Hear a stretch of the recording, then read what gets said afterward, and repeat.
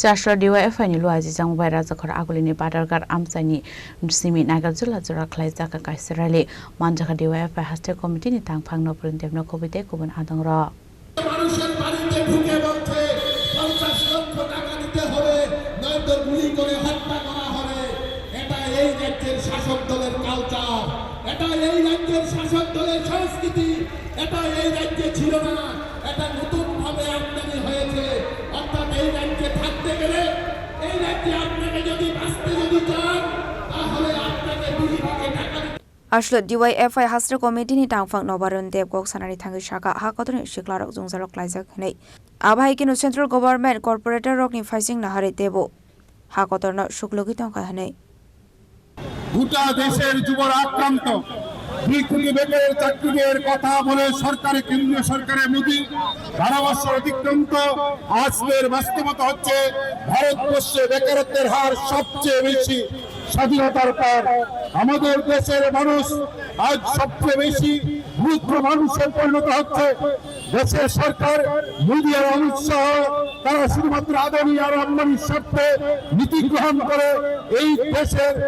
140 কোটি মানুষের স্বার্থ বিসর্জন দিয়ে চলছে আর একই লাইনে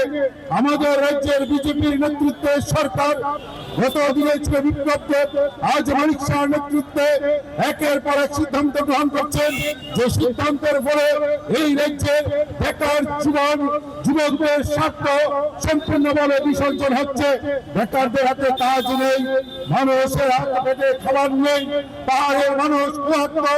এরকম একটা পরিস্থিতিতে যখন 52,000-এর উপর সরকারের বিভিন্ন দপ্তর শূন্যপদ একই সময়ে রাজ্যের প্রতিটা স্কুলের শিক্ষকের সংকট একই সময়ে আমাদের প্রতিটা হাসপাতালে চিকিৎসক নার্সের সংকট প্রতিটা সরকারি দপ্তরে কর্মচারীর সংকট আমরা দেখছি 52,000 শূন্যপদ পূরণ করছেন না অথচ আমাদের রাজ্যের doctor nurse engineer TET BA pass করা হাজার হাজার ছেলে মেয়ে বেকার হয়ে প্রতিদিন হন্য হয়ে ঘুরছে আর তারা যখন হন্য হয়ে ঘুরছে বিজেপি সরকার আর তাদের দল বিজেপির নেতৃত্বে রাজ্যের প্রতিটা গলি নেশায় ভাসিয়ে দিচ্ছেন এক অন্ধকার ভবিষ্যৎ দুটো নতুন প্রজন্মের সঙ্গে দাঁড় করে দিচ্ছেন তারা এই নতুন প্রজন্মকে বাঁচানো নেশার হাত থেকে দুটো রাজ্যকে বাঁচানো আর তার সঙ্গে ভাবছে অস্ত্রের ঝড়পানি অস্ত্রের আমদানি মাফিয়া সমাজের গুন্ডা তাদের দৌরত্ব প্রতিটি এলাকায় চুরি ছিনতাই বাড়ছে রাজধানী বাড়ছে খুন বাড়ছে মহিলাদের উপর আক্রমণ বাড়ছে ডাক্তার চিকিৎসক নার্সের উপর আক্রমণ বাড়ছে বাদ যাচ্ছে না আমাদের রাজ্যের সংবাদ মাধ্যমের অফিস সংবাদপত্রের মালিকের বাড়ি সবাই আক্রান্ত আমাদের রাজ্যের পুলিশ অফিসার আমাদের পুলিশের থানার ইনচার্জ খুন হয়ে গেছেন নেশা কারবারের গাড়ির চাপায় করে আমাদের কলেজের কত পুলিশ অফিসার বিজেপির গুন্ডাদের হাতে আক্রান্ত হয়েছেন আগরতলার পুলিশ অফিসারকে বিজেপির নেতারা অপহরণ করে নিয়ে যাওয়ার কথা বলেন এই পরিস্থিতি থেকে কি করে বেরিয়ে আসা যায় যুবকদের কি করে একত্রিত করে ডিএফআই মিছিলের লাইনকে লম্বা করে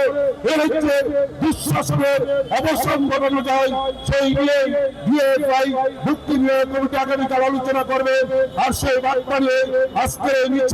এই মিছিলে যারা হেঁটেছেন তাদের অভিনন্দন জানিয়ে যারা মিছিলে নানা দিক থেকে সহযোগিতা করেছেন তাদের ধন্যবাদ জানিয়ে আমার কথা বলা শেষ করছে সংবাদ মাধ্যম কোন সাংবাদিকরা আওয়াজ তোলেন তখন এই তার বাড়ির সামনে ওই সমস্ত বিজেপি নামধারী তথাকথিত গুন্ডারা গিয়ে হামলা করেন তাদের বাড়ির সামনে গিয়ে তারা হুমকি প্রদর্শন করেন অতীতে আমরা দেখতে পেয়েছি এই এলাকায় একজন সাংবাদিক Razak Ragli ni simi pronam ni koktum sini khorang